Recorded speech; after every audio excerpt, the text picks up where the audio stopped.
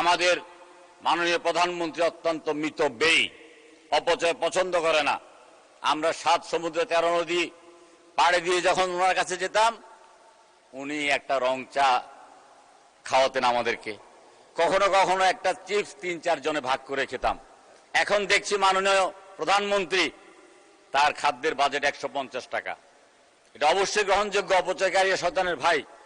কিন্তু মাননীয় স্পিকার, আমাদের এই বাংলাদেশে বিয়ে অনুষ্ঠানের নামে বিত্ত বৈভবের যে অশ্লীল প্রদর্শনী, এটাকে বন্ধ করতে হবে মাননীয় স্পিকার।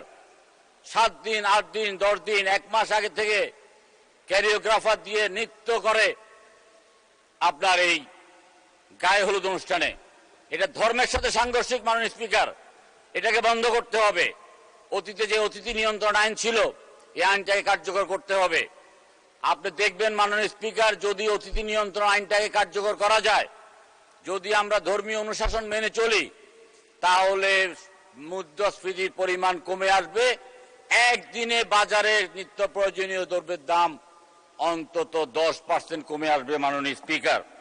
মাননীয় স্পিকার, অর্থমন্ত্রী মহোদয় রেকর্ড করেছেন 6 ঘন্টা এক নাগারে বক্তব্য দিয়ে।